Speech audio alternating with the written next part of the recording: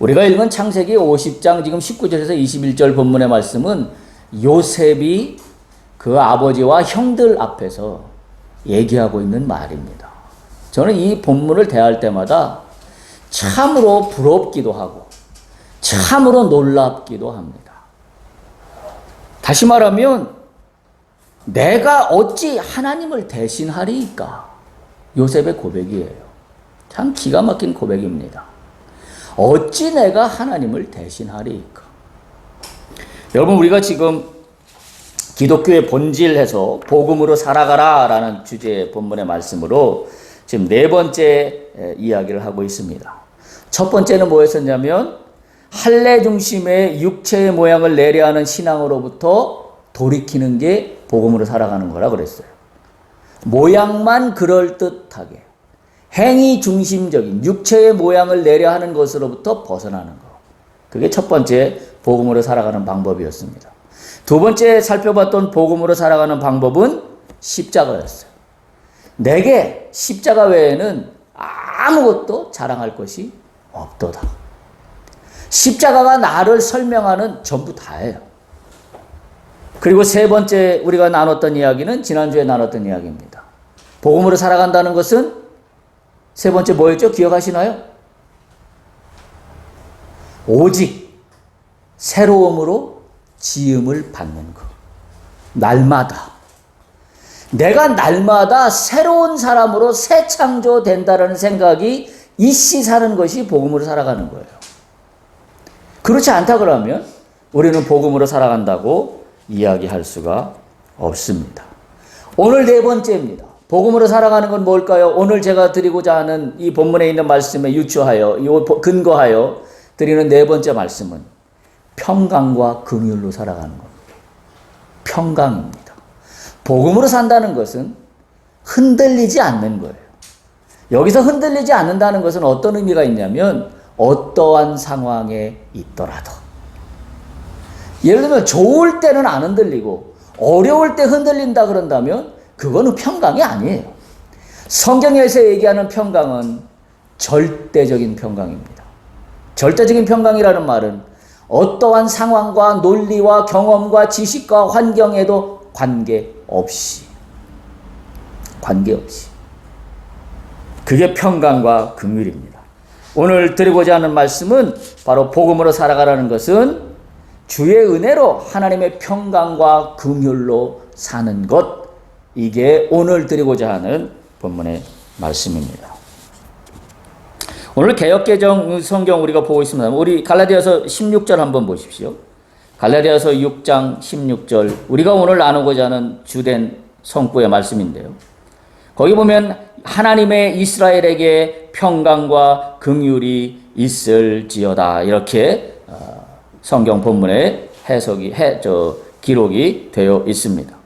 공동 번역에 보면 이 부분을 뭐라고 이야기해놨냐면 하나님의 백성 이스라엘에게 평화와 자비가 있기를 빕니다, 이렇게 번역해놨어요. 그러니까 긍휼이라는 말은 뭐하고 같은 용어냐면 자비라는 말과 같은 용어입니다. 영어로는 긍휼이라는 단어나 자비라는 단어나 여기서 사용한 영어 단어는 mercy라고 하는 단어를 사용하고 있어요. 자비라는. 그래서 이 긍휼이나 자비는 동일한 말이라고 생각하시면 되겠습니다. 세 번역에도 동일하게 하나님의 백성 이스라엘에게 평화와 자비가 있기를 빕니다, 이렇게 번역을 해놓고 있습니다.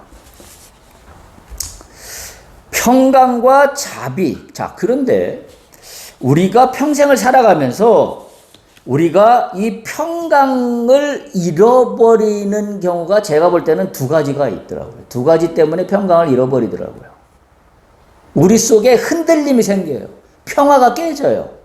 뭐 때문에 평화가 깨지냐면 첫 번째는 두려움 때문에 평화가 깨집니다. 어떤 환경이 엄습해 오면 그것 때문에 그거로부터 오는 두려움이 나로 하여금 평화를 깨뜨려 버려요. 그 두려움은 사람마다 여러 가지 모양으로 찾아옵니다. 어떤 사람은 삶의 곤고한 문제로, 또 어떤 사람은 질병의 문제로, 또 어떤 사람은 재물의 문제로, 또 어떤 사람은 사람과의 관계의 문제로. 근데 그런 것들 때문에 문제는 뭐냐면 그 문제가 생긴 문제가 아니라 진짜 문제는 뭐냐면 그 문제 때문에 깨져버린 내 안의 평화예요. 그러니까 내 안의 평강이 없어져 버리니까, 내 안의 평화가 깨지니까 그다음부터 어떻게 되나요? 모든 게 다 박살나버리고 말아요. 내가 하는 일도 다 두려움에 떨게 되지요. 그리고 내가 두려움에 떨고 있으니까, 그래서 평화가 깨졌으니까 나하고 연결되어 있는 그 모든 다른 사람에게까지도 영향을 고스란히 미칩니다. 그러니까 우리가 잘 기억해야 될 게, 신앙인으로서 기억해야 될 게 뭐냐면, 두려움이 없어지십시오. 이거는 있을 수 없는 일입니다.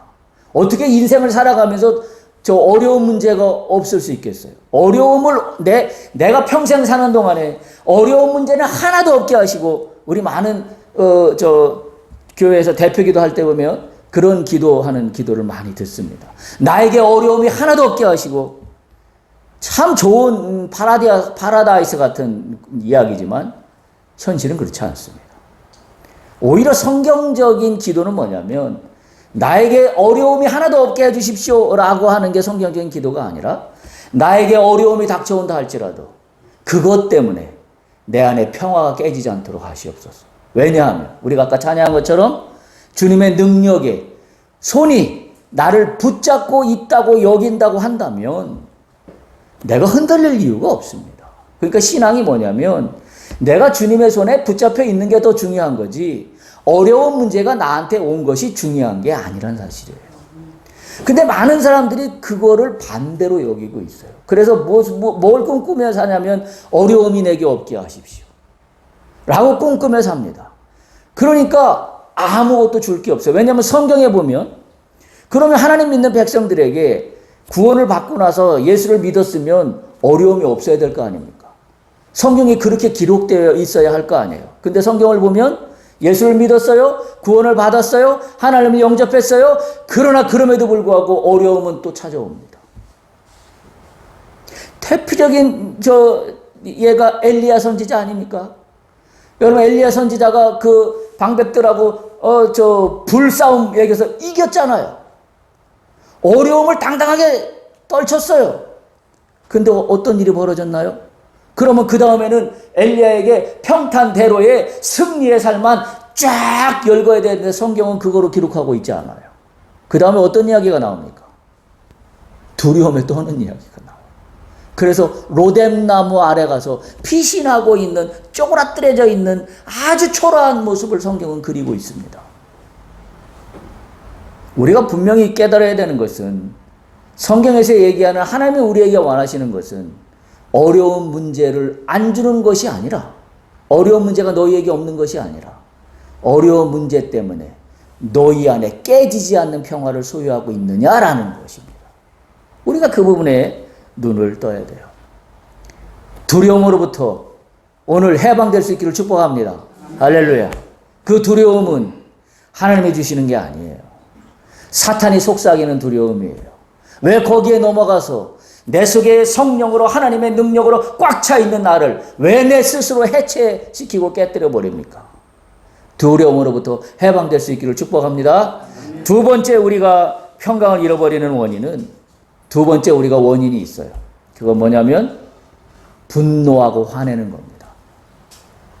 우리가 내 속에 평강이 깨질 때 반드시 찾아오는 것은 분노와 화를 다스리지 못해서 내 속에 평화가 깨져요. 그러면 분노와 화가 일어나면, 내 속에 평화가 깨지면 그것은 고스란히 내 옆에 있는 사람에게도 영향을 미치게 되어 있습니다. 우리가 살아가면서 분할 일과 노할 일이 안 생길 수가 없어요. 어떻게 안 생깁니까? 예수님도 화를 내셨잖아요. 예수님도. 그리고 성경에 뭐라고 기록되어 있냐? 너희가 분을 내되 언제까지 끝내라고? 하루가 지기 전에, 잠자기 전에 끝내라고. 왜? 사탄이 너희에게 틈탈까 조심하라. 우리가 살아가면서 분낼 일과 화낼 일이 없이 산다는 것은 어찌 보면 이 땅에 사는 진정한 삶의 모습이 아니에요. 근데 우리에게는 뭐가 있는 사람들이에요? 그 분노와 화를 컨트롤할 수 있는, 내 안에 뭐가 있다? 평화가 있다. 평강이 있다. 그 사람이 복음으로 사는 사람이에요. 그 사람이 진짜 사람입니다. 진짜 신앙인입니다.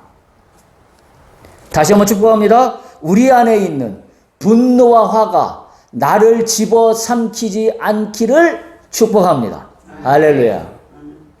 그것 때문에 있는 평화가 깨지면 어떤 식이 됩니까? 예를 들어서 우리 가정을 한번 예를 들면 우리 가정의 멤버 중에 그 어느 누구 한 사람이 내가 분노와 화를 통하여 내가 그걸 내 스스로 컨트롤하지 못하는 상황에 갔을 때 어떤 일이 일어나요? 가정의 평화가 깨져요. 너무나 당연한 거 아닙니까?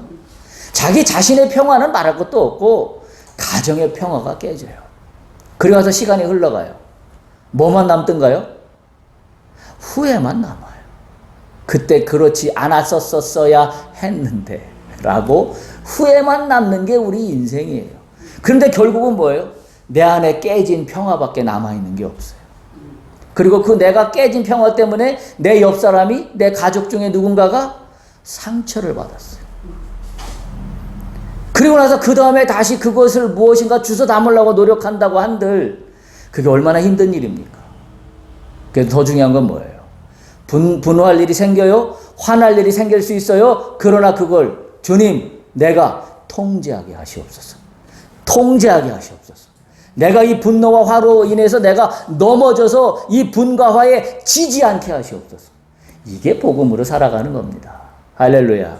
할렐루야. 자, 그런데 평강과 자비를 이야기하면서 오늘 이 이야기를 하는 대상이 있습니다. 갈라디아서 6장 16절 한번 보세요. 오늘 이 본문의 말씀 16절 맨 마지막에 보면 평강과 긍휼이 있을지어다라고 얘기하면서 누구에게 얘기하고 있는가 대상을 분명하게 이야기하고 있습니다. 16절 앞부분부터 나오는 이야기예요. 누구한테 이야기하고 있나요? 첫 번째는 이 규례를 행하는 자. 두 번째는 하나님의 백성 이스라엘에게. 대상이 분명합니다. 이걸 가만히 보면 우리는 굉장히 축복받은 사람들이에요. 왜냐하면 이 규례를 행하는 자와 하나님의 백성 이스라엘이라고 하는 건 그 누구를 얘기해요? 믿는 자를 얘기합니다. 그러면 더 우리식으로 얘기하면 평강과 긍휼은 하나님이 가지고 있는 평강과 긍휼은 누구만 가질 수 있는 거예요? 우리만 가질 수 있는 겁니다. 그러니까 세상이 얘기하는 평강하고 하나님이 주시는 평강이 다른 거예요. 다른 겁니다. 단어만 같을 뿐이지 다른 거예요. 그래서 이 말을 가만히 곱씹어 보면 대상을 분명히 하고 있는데 그 대상이 믿는 자들을 대상으로 하고 있다라는 것은 곧 우리가 누릴 수 있는 평강과 긍휼이에요. 얼마나 감사한 일인지 알 수가 없습니다. 하나님의 백성에게 주시는 은혜입니다. 자, 그럼 우리 스스로에게 질문해 볼 시간입니다. 나는 어떠한가요? 나는 하나님의 주시는 긍휼과 평강을 누리며 살고 있습니까? 나는 어떻습니까? 그걸 다른 말로 쉽게 풀이하면 이렇게 하면 좀 더 쉽게 할 수 있어요. 아까 제가 평강이 깨지는 이유를 두 가지를 들었습니다. 성경에도 그 이야기들로 나와 있어요. 첫 번째, 나는 두려움 때문에 평강을 깨뜨리고 있진 않습니까? 그 어떤 요인 때문에. 두 번째, 나는 그 어떤 요인들 때문에 분노와 화를 컨트롤하지 못하고 있습니까? 자, 그렇다면 다시 한번 이거에 비추어서 우리 스스로에게 물어볼 수 있기를 바랍니다. 나는 하나님의 긍휼과 평강으로 살아가고 있습니까? 우리가 정말로 심각하게 우리 안에 받아들여야 되는 가장 귀한 말씀이 아닐 수가 없습니다. 따라서 복음으로 산다는 것은 첫 번째 뭘 알아야 되냐면 하나님이 말씀하시는 평강과 긍휼이 뭔가를 알아야 돼요. 그래서 우리가 예배를 드리고 말씀을 듣고 성경을 읽는 겁니다. 하나님이 말씀하시는 평강과 긍휼은 뭔가를 알아야 돼요. 그걸 모르니까 평강과 긍휼이라는 단어를 세상에서 사용하는 상식적인 긍휼과 평강이라는 단어로 동일하게 해석하니까 진짜 하나님이 말씀하시는 평강과 긍휼이 뭔지를 내가 모르고 산다는 사실이에요. 두 번째, 따라서 그걸 안다라고 한다면 하나님의 주시는 평강과 긍휼을 누리며 살아가야 합니다. 이게 복음으로 살아가는 거예요. 복음으로 산다는 것은 하나님의 평강과 긍휼이 뭔지를 알아야 하고, 아는 것으로 끝나지 말고 그걸 누리고 사는 겁니다. 그게 복음으로 살아갑니다. 만일 내가 하나님의 평강과 긍휼을 누리고 살지 못한다고 한다면 그 원인은 무엇일까요? 그 원인은 무엇일까요? 오늘 본문의 말씀에 의하면 그 원인은 무엇일까요? 다시 말하면 왜 두려움에 떨고 왜 분노와 화를 컨트롤하지 못하고 살까요? 그 원인이 뭘까요? 오늘 16절에 답이 나와 있어요. 16절에 뭐라고 되어 있나요? 이 규례를 행하는 자입니다. 이 규례를 행하는 자. 그리고 누구라고 나와 있냐면 그 다음에 하나님의 백성 이스라엘이에요. 이걸 우리 성경에는 이게 제대로 이렇게 번역이 안 돼 있어서 저는 처음에 우리말 성경으로만 읽을 때 이 규례를 행하는 자에게와 하나님의 이스라엘에게라는 말을 거의 동격으로 봤습니다. 그런데 영어 성경을 보니까 이 뉘앙스가 달라요. 다시 말하면 누구에게 가장 이 문제를 해결할 수 있는 키가 있다라고 얘기하고 있냐면 이 규례를 행하는 자입니다. 영어 성경을 보면 peace and mercy to all who follow this rule 이라고 되어 있어요. 이 룰을 follow하는 모든 사람들 라고 그 다음에 콤마 찍고 뭐라고 되어 있냐면 even to the Israel of God라고 되어 있어요.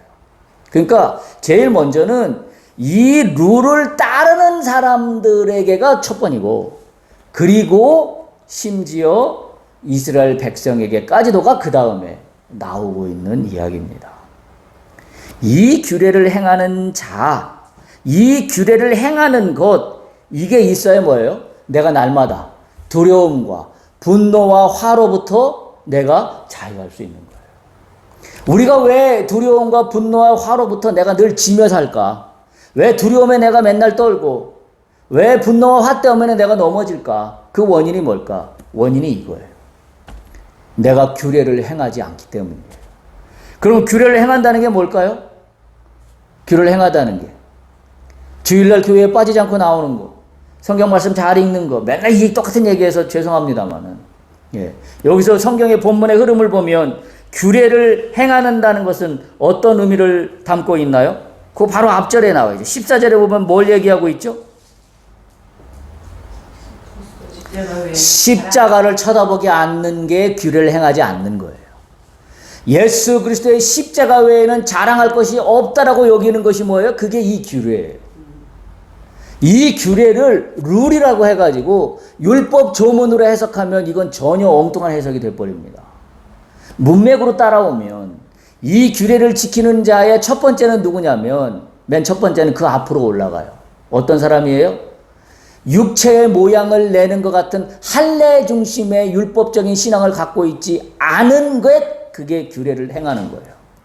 두 번째는 그래서 예수 그리스도의 십자가 외에는 자랑할 것이 없다고 여기는 신앙을 가지고 사는 거, 그게 이 규례예요. 세 번째는 뭐예요? 어떤 규례? 그럼 답이 나왔죠? 세 번째는 이 규례는 어떤 규례를 말해요? 15절이죠. 지난주에 했던 거. 날마다 새로 지으심을 받는 거. 이게 규례를 행하는 거예요. 나는 날마다 새로 지으심을 받는 재창조로 하나님의 은혜로 날마다 새 사람이 된다. 이게 규례예요. 이 규례로 살지 않기 때문에 우리에게는 뭐예요? 두려움과 분노와 화로부터 내가 노예로 사는 거예요. 여기서 얘기하는 이 규례를 행하는 자는 바로 그런 사람을 이야기하고 있습니다. 그래서 이 본문에 행하는 이 규례가 바로 이와 같이 심령에 예수 그리스도가 있느냐 없느냐의 문제로 규결되고 있는 겁니다.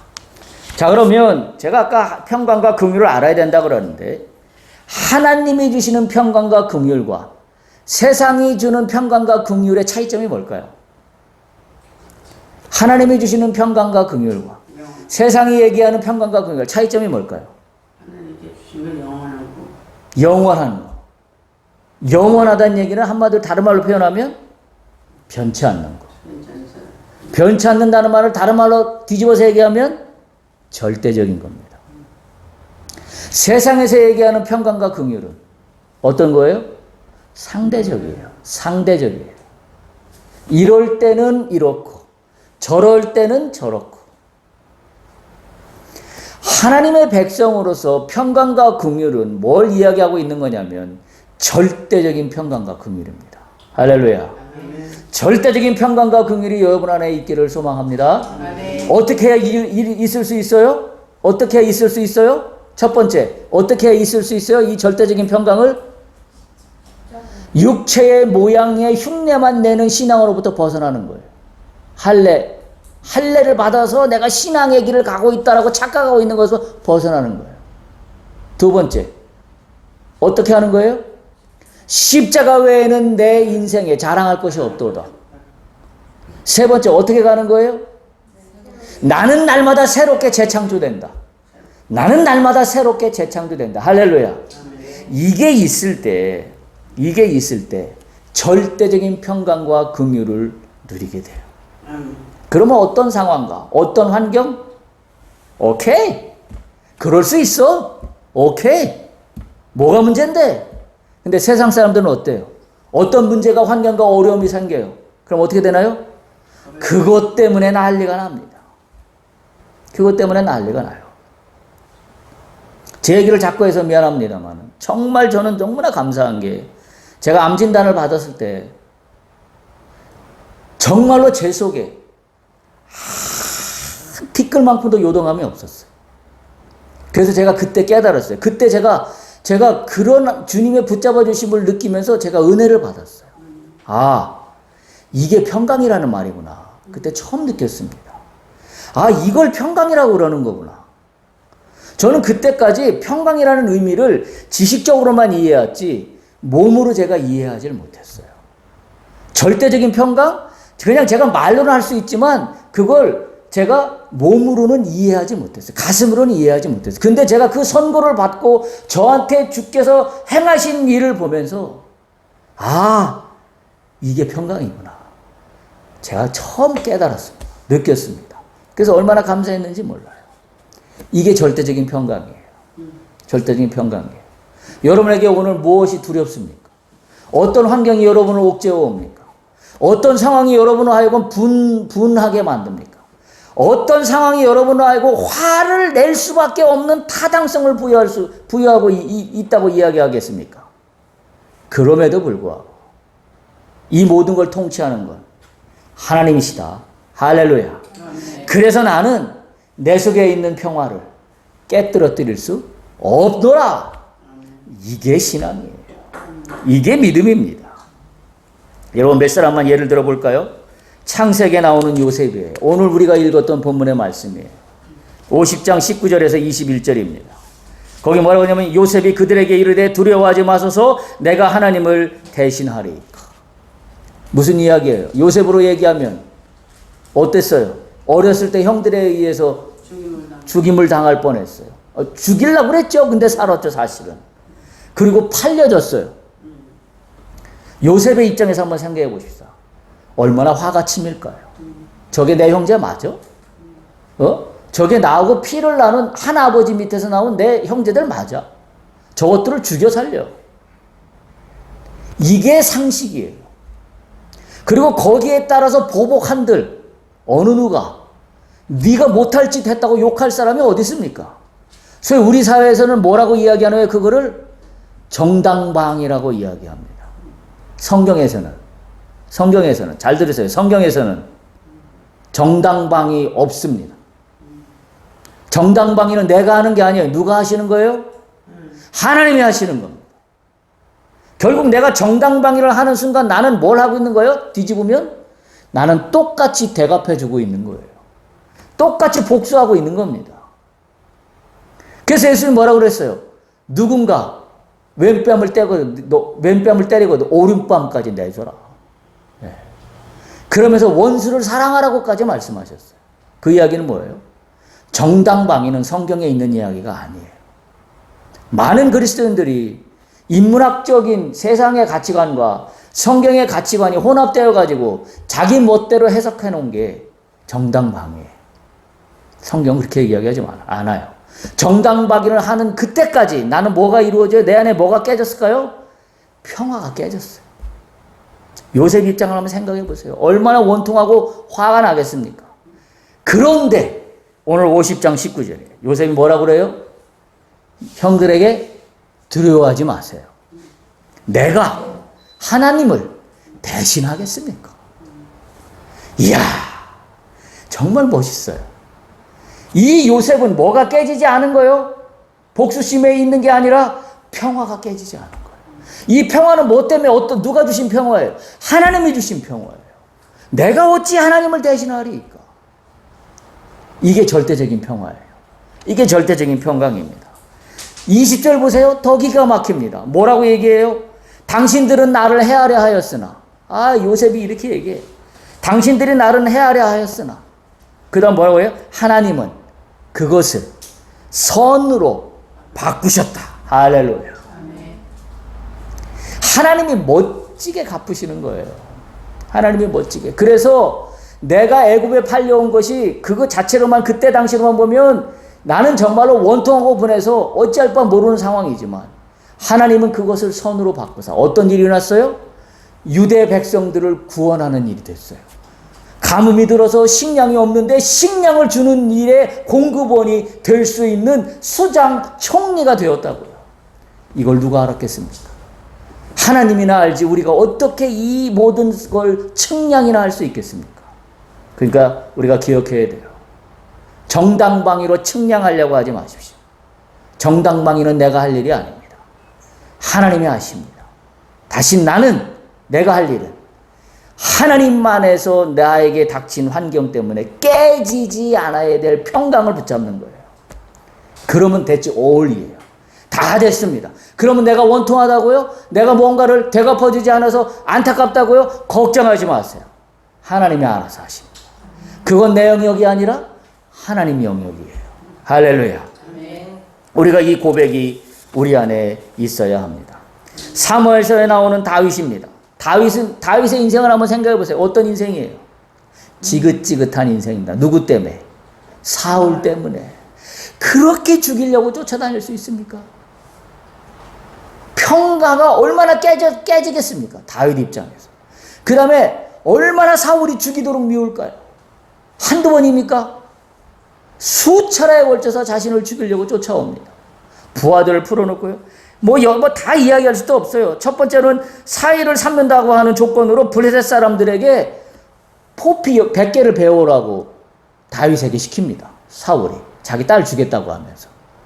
근데 사실은 그 속마음이 뭐냐면 블레셋에서 장정들 포피 100개를 베려면 가서 죽으란 이야기. 너 가서 죽으란 이야기. 근데 죽지 않고 살아와요. 그로부터 시작하니까 막 사울은 더 분이 넘쳐요. 그러니까 사울은 뭘 소유하지 못했어요? 하나님이 세우신 왕임에도 불구하고 하나님이 기름 부으셔서 세운 왕임에도 불구하고 사울은 하나님이 주신 평강을 누리지 못하고 살았어요. 반면에 다윗은 사울에게 매일 죽임의 공포 속에 위협 속에 놓여 있음에도 불구하고 다윗은 끝까지 하나님이 주신 평화를 깨뜨리지 않았어요. 그래서 결정적인 장면이 어떤 장면이에요? 엔겔이 굴 추격했을 때, 그쵸? 굴 안에 사울이 들어와서 볼일 보려고 했을 때 뒤에 가서 칼을 꽂을 수 있었는데 칼을 꽂지 않았어요. 칼을 꽂지 않았어요. 그러면서 다윗이 뭐라고 그래야 돼요? 내가 손을 들어 여호와의 기름 부음 받은 자를 내가 칠 수 없다. 놀라운 겁니다. 요셉의 그 고백이나 비슷한 거예요. 얼마나 대단한 겁니까? 얼마나 대단한지 알 수가 없어요. 분노와 화가 폭발해야 되는 당연한 상황이지만 다윗은 멈췄습니다. 그리고 그 영역을 누구한테 토스했어요? 하나님한테 토스했습니다. 정당방위 해도 됩니다. 상식적으로. 그러나 뭐예요? 그건 내가 할 일이 아니에요. 하나님한테 해야 될 일을 토스했습니다. 이것이 비밀이에요. 우리가 평강을 깨뜨리지 않으려면 내가 폭발하는 분노와 화를 컨트롤할 수 있어야 돼요. 그래야만 내가 멈춰설 수 있어요. 분노와 화로부터 멈춰설 수 있습니다. 이걸 저는 뭐라고 표현하고 싶냐면 영적인 자신감입니다. 우리가 왜 두려움에 떨고 우리가 왜 분을 내고 화를 내냐? 내가 자신감이 없어서요. 어떤 자신감? 나는 하나님의 사람이다. 하나님이 나와 함께 하신다. 하나님이 나와 동행하신다. 그래서 나에겐 걱정이 없다. 이것이 없는 거예요. 그것이 없다 보니까 자신감이 없는 겁니다. 상황에 따라 흔들려 버리고 마는 거죠. 그래서 영적 자신감이라는 건 뭐냐면 이런 겁니다. 분노를 뛰어넘는 거예요. 화를 뛰어넘는 겁니다. 내가 할 수 있는 영역이라고 여기는 것들을 뛰어넘는 거예요. 그게 영적인 자신감이에요. 여러분, 우리가 다 그런 자신감이 있어야 되지 않겠어요? 우리가 왜 자꾸 자신감 없이 무너집니까? 질병 때문에 무너집니까? 아니면 환경의 어려움 때문에 무너집니까? 아니면 재물이 부족해서 무너집니까? 아니면 사업이 잘 안 벌어져서 무너집니까? 왜 그때마다 무너져서 어찌할 바를 모릅니까? 그건 한마디로 뭐예요? 내 안에 영적인 자신감이 없는 거예요. 하나님의 자녀로서의 자신감이 없는 거예요. 내가 비록 지금 자빠질 수밖에 없는 상황에 있지만 하나님이 이렇게 세우신다. 할렐루야. 왜 이 자신감이 없어요? 왜 이 자신감이 없냐고요? 이 자신감이 없으니까 어떻게 돼요? 내 안에 평강이 깨져요. 그래서 두려움에 떨고, 그래서 분이 나고 화가 나고, 그래서 하나님 앞에 대들게 되는 거로 갈 수밖에 없어요. 하나님, 내가 잘못한 게 뭐 있는데요? 왜 나한테 이러십니까? 라고 할 수밖에 없는 상황으로 가고 마는 겁니다. 다니엘서에 나오는 다니엘 생각해 보십시오. 어땠어요? 기가 막힐 노래 아닙니까? 사자굴에 던져진 거 우리가 너무나 잘 아는 이야기입니다. 근데 사자굴에 어떻게 던져지나요? 결국 대신들의 질투 때문에 올무에 걸려서 사자굴에 던져져요. 다리오 왕이 이 다니엘을 우두머리로 세우려고 그러니까, 총리를 세우려고 그러니까 측근들이 불안에 떱니다. 화가 났어요. 아니, 제가 총리가 되면, 측근이 되면, 권세자가 되면 자신들의 밥그릇이 없어진다고 생각하는 거죠. 그래서 허물을 찾아요. 근데 성경에 뭐라고 되어 있어요? 다니엘의 허물을 찾지만 허물을 발견할 수 없었다고 해요. 그래서 이 사람들이 묘안을 해서 뭘 하기 시작해요? 작전을 짭니다. 무슨 작전을 짜요? 왕에게만 경배하도록 되어 있는데 왕이 아닌 어떤 대상이나 다른 어떤 신에게 경배하면 벌을 주도록 되어 있습니다. 사자굴에 집어넣도록. 그걸 찾아내가지고 다니엘을 관찰하면서 이 사람이 매번 3번씩 기도하는 걸 발견합니다. 창문을 열어놓고 이스라엘을 향하여 기도했다 그러잖아요. 그래서 그 올무에 걸려서 왕도 어찌할 바 없어서 다니엘을 사자굴에 집어넣었어요. 사자굴에 집어넣는 그 상황이 오기까지 그 대신들의 시기와 또 그 모함 속에 있으면서도 다니엘은 평화가 깨지지 않았어요. 그래서 그가 한 것은 그때도 뭘 했어요? 창문을 열어놓고 이스라엘 예루살렘을 향하여 기도를 했어요. 평화가 깨졌다면 기도를 할 수 없는 일입니다. 근데 그는 기도를 했어요. 그리고 더 놀라운 건 평화가 깨지지 않은 건 뭐예요? 사자굴에 마침내 던져졌는데 어떤 일이 벌어졌나 우리 다 알지 않아요? 평화가 깨지지 않는다는 것은 이처럼 대단한 거예요. 어마어마한 일입니다. 어마어마한 일이에요. 예수님을 따랐던 제자들의 으뜸 논쟁이 있습니다. 가버나움에 가실 때에 예수님이 바로 그야말로 죽음과 부활을 눈앞에 둔 상황이에요. 그때 길에서 제자들이 쟁론이 벌어집니다. 어떤 쟁론이 벌어지냐면 서로 누가 크냐 라는 쟁론이 벌어집니다. 마가복음 9장 30장 33절 34절에 보면 그 이야기가 기록되어 있어요. 서로 누가 크냐라고 쟁론이 벌어지고 있어요. 근데 우리가 생각해 볼 것은 예수님을 곁에서 따라다닌다고 한 제자들인데 이런 쟁론이 벌어지고 있어요. 왜 누가 크냐라는 쟁론이 벌어지나요? 그 안에 평화가 깨졌기 때문이에요. 어떤 두려움이 왔어요? 내가 예수님의 1등 제자일 거야. 내가 예수님의 수제자가 돼야 돼. 내가 너보다는 낫잖아. 평화가 깨진 거예요. 누가 더 크냐라는 논쟁이 벌어지고 만 상황입니다. 또 한 가지 상황이 있어요. 아이러니한 상황은 세베대의 아들의 어머니의 요구입니다. 마태복음 20장 20장 21절에 보면 세베대는 야고보와 요한의 아버지의 이름인데 바로 야고보와 요한의 어머니가 주 앞에 나와서 간청합니다. 예수님께. 그러면서 뭐라고 간청하냐면 주의 나라에서 내 아들이 하나는 주의 우편에 하나는 주의 좌편에 앉게 해달라고 간청하는 이야기가 나와요. 왜 이런 간청이 나올까요? 왜 이런 간청이 나올까요? 무엇이 이 어머니를 불안하게 했을까 하는 겁니다. 지난번에 살펴봤던 백부장 이야기예요. 백부장의 하인이 병이 들었어요. 그러면서 하인을 고쳐달라고 백부장이 예수님께 간청합니다. 그랬더니 예수님이 뭐라고 그러셨어요? 내가 니네 집에 가서 고쳐줄게. 그때 백부장이 뭐라고 고백하던가요? 주님 오시지 않아도 됩니다. 주님이 오심을 내가 감히 감당할 수 없나이다. 그저 말씀만 하옵소서. 백부장이 갖고 있는 이 힘의 원천은 뭘까요? 한 가지 사례가 더 있습니다. 나사로가 죽었습니다. 나사로는 누구예요? 우리가 잘 아는 마리아의 오라비예요. 예. 마리아는 누구예요?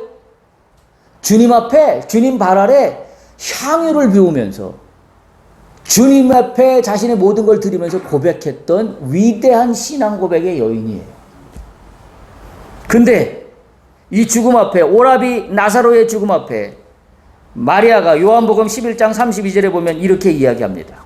마리아가 예수 계신 곳에 가서 배웠고 그 발 앞에 엎드려 이르되, 이렇게 이야기합니다. 주께서 여기 계셨더라면 내 오라비가 죽지 아니하였겠나이다. 지금 주님이 옆에 있어요. 주님이 어떤 분인지를 알고 있어요.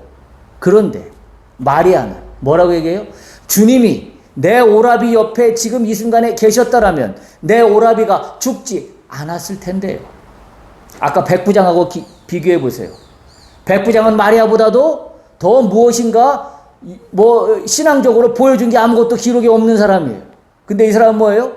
주님이 곁에 없었지만 주님이 말씀만 하시면 이 하인이, 내 아인이 질병으로부터 나을 줄로 믿습니다라고 하고 있는데, 마리아는 주 앞에 향유까지 부었던 이 여인은 내 오라비가 죽음 앞에 주님이 오라비 옆에 계셨으면 이 오라비가 죽지 않았었을 텐데요 라고 이야기하고 있는 이 모습입니다.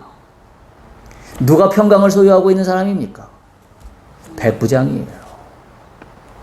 저는 이 본문의 말씀들을 찾아보면서 우리 또한 반성하게 됐습니다. 나도 어쩌면 마리아처럼 예수님께 헌신을 다짐하고 예수께 무엇인가 늘 곁에서 주의 일을 하겠다고 생각하는 사람들이 우리 모두입니다. 그런데 마리아처럼 하고 있지 않나요?